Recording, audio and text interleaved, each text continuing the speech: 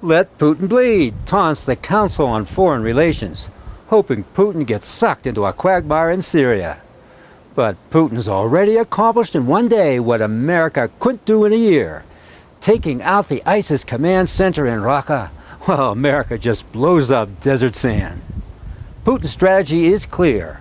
Wipe out ISIS and secure a stable Damascus. He's only just begun. On Wednesday afternoon, the Russian Air Force began to conduct air raids against the Islamic rebels of Jabhat al-Nusra inside the Latakia and Hama governorates in the western part of Syria. These provinces would reportedly be the primary target for the Russian Air Force and the Syrian Arab Army. According to scrappy reports, the Russian Air Force targeted the areas of Al-Latamina, Kafzita, the Jabal Azawi, Kasab, and Diahana.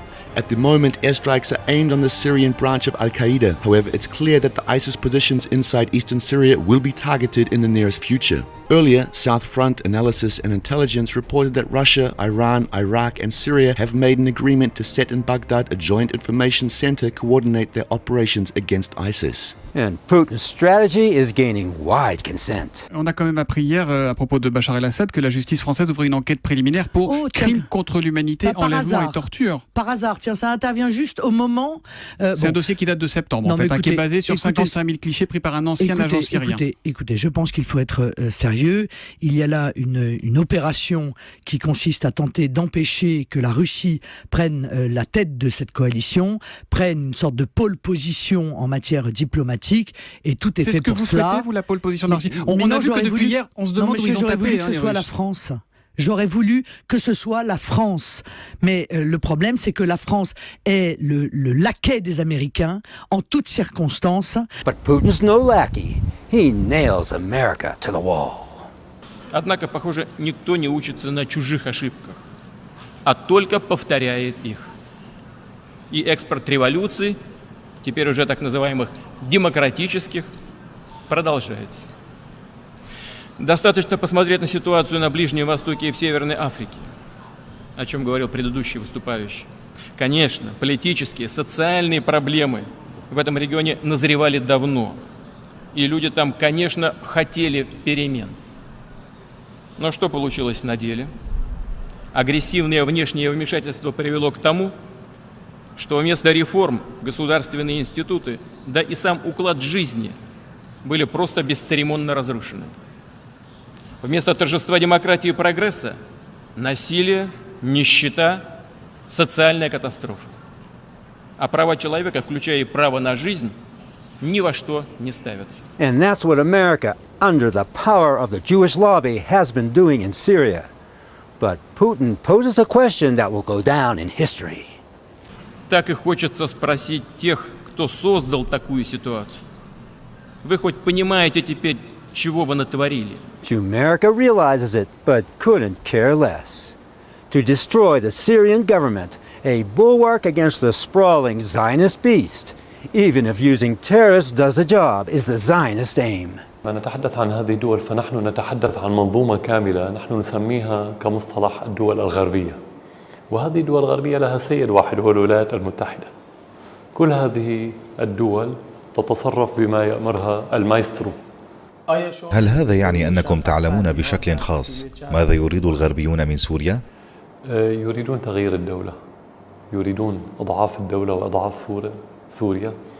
ويريدون إيجاد مجموعة دول ضعيفة تلتهي بأمورها اليومية بمشاكلها بخلافاتها الداخلية ولا يكون لديها وقت لا للتطور لا لدعم القضايا الوطنية في منطقتنا أو القضايا القومية وفي مقدمتها القضية الفلسطينية وبنفس الوقت ضمان أمن إسرائيل.